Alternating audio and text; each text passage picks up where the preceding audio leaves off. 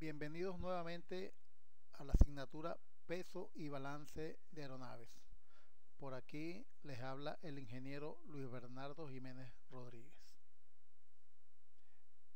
En esta oportunidad trataremos la parte 2 referente a el manifiesto de carga y peso y balance y los cálculos del centro de gravedad de una aeronave monomotor categoría normal. Veamos el siguiente ejercicio. En este caso tenemos una aeronave, una Cessna 172 con las siguientes características como podemos ver en la imagen. Una aeronave con los siguientes datos: distancia entre rueda de nariz y rueda principal 67,8 pulgadas, la distancia desde el datum line a la rueda de nariz tal como lo indica, igualmente todas las dimensiones requeridas y con los siguientes datos establecidos en el certificado tipo. Esta es una aeronave con certificado tipo con categoría normal, un takeoff de 2550 libras, es el peso máximo de operación para despegue, y en este caso, en este tipo de aeronaves, generalmente este mismo peso de operación de despegue es el mismo peso máximo para aterrizaje, el landing weight. El peso básico vacío 1687 libras. Podemos colocar un máximo carga en equipaje o de carga de 80 libras en dos compartimientos. En el caso de que se coloque el compartimiento 1 full, las 80 libras, no se puede colocar nada en el compartimiento 2. Si se comparten las dos áreas, serían 40 libras en uno y 40 libras en el área 2. O se puede jugar con estos valores siempre y cuando no se exceda de 80 libras en el total de la sumatoria de los dos compartimientos. La capacidad total de combustible 300 libras.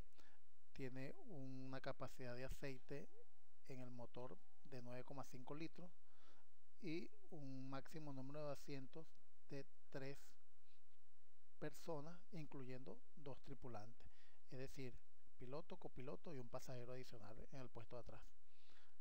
Y también establecemos ahí los datos sobre el centro de gravedad y su límite delantero y trasero.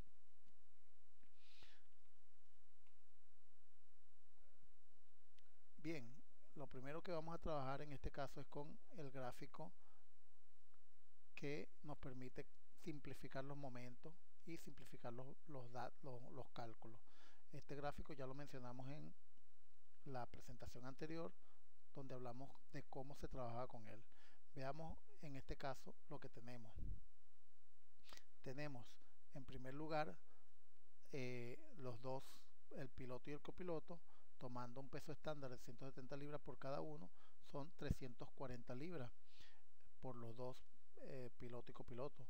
Trazamos una línea horizontal que corte la línea mencionada y una línea vertical para calcular el momento. En este caso el momento 57,4, que es lo mismo 57.400 libras por pulgada.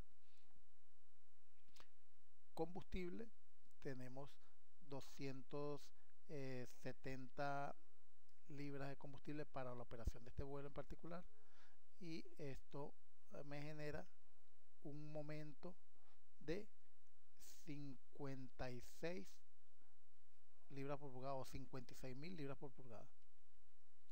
Recuérdense que el momento que aparece abajo está simplificado, por lo tanto debemos multiplicar por 1000 para calcular el total.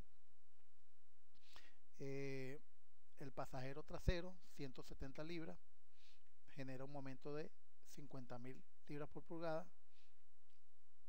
El equipaje 50 libras genera un momento de 37 libras por pulgada, y el combustible consumido, el trick fuel, lo que conocemos como trick fuel, que es el combustible que es requerido para la operación de vuelo, para la misión que se va a hacer para el vuelo en sí, 150 libras se va a consumir. Eso genera un momento de 44,5, 44.500 libras por pulgada. Vámonos a el formato establecido para el cálculo o manifiesto de peso y balance de esta Cessna 172. Es un formato sencillo donde aparecen diferente información, entre ellos la fecha, la matrícula de la aeronave, el origen del aeródromo y el destino hacia donde va la aeronave. Igualmente se coloca allí los alternos, tanto el alterno 1 como el alterno 2, ¿sí? Eh, dependiendo del plan de vuelo. Entonces colocamos en primer lugar el peso básico, que nos lo establece de una vez el manual de operación de la aeronave, y que ya sabemos cómo se calcula. En anteriores videos hemos hablado sobre esto.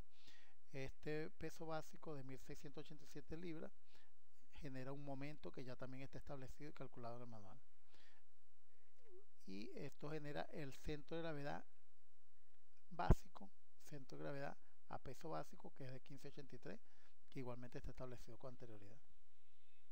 La aeronave en esa oportunidad fue pesado sin aceite, se le fue restado el aceite.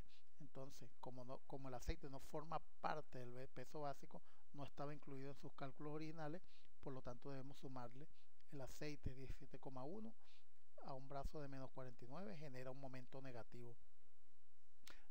Los demás informaciones los arrastramos de el gráfico que teníamos anterior, que mostré anteriormente, donde ya de una vez me da tanto los pesos como los momentos. Simplemente entonces sumamos para el peso de despegue, sumamos todos estos pesos y determinamos igualmente el momento, recordando que el combustible, el trip fuel, el combustible consumido en ruta, se resta, pues es un valor negativo y va a generar por lo tanto un momento negativo. El peso total de despegue, tal cual como salió la aeronave, hacemos la sumatoria, el momento total de despegue, y aplicando la ecuación que ya conocemos podemos determinar el centro de gravedad. El peso de aterrizaje, simplemente a este peso de despegue le restamos el combustible consumido, y al momento de aterrizaje simplemente le restamos el momento generado si es negativo. Si fuese momento positivo, se suma. Con estos valores ya podemos nosotros determinar y calcular el centro de gravedad aplicando las fórmulas que ya conocemos. Centro de gravedad para el take-off wave es el momento total de despegue sobre el peso total de despegue, que son los valores que tenemos ahí: 45.881,84 libras por pulgada sobre un peso total de 2.534 libras. Nos da que el centro de gravedad para el take-off wave es 18,11 pulgadas. Lo colocamos en el formato. Igualmente, el centro de gravedad para el landing weight, para aterrizaje, los valores 41.231,54 entre 2.364 me da ese centro de gravedad, que da 17,46 pulgadas. Si trasladamos esto al gráfico, vamos a tener los valores que estén dentro del envolvente. Mientras esos valores están dentro del envolvente, podemos decir que el centro de gravedad está permisible. Fíjense que en este caso esos centros de gravedad están en los límites, sin embargo están dentro de los límites, pero está bajo una condición de full carga la aeronave. Hay que tomar en consideración entonces el tipo de pista, la longitud de pista, los parámetros o las características meteorológicas del campo, la densidad, la presión, la temperatura, para determinar, usando un criterio correcto, si la aeronave en esas condiciones meteorológicas puede despegar o no. Por aquí vemos otros tipos de manifiestos de peso y balance utilizados en este caso por una escuela de vuelo que se llama Flying. Podemos ver más o menos los tipos de gráficos que se utilizan para el manifiesto de peso y balance. muy parecido al que vimos anteriormente. Este es simplemente un gráfico que sirve de guía o de representación o ejemplarizante para que ustedes lo tomen en consideración. Bien, con esto concluimos con esta presentación y espero que sea útil para el proceso de aprendizaje. Saludos y gracias.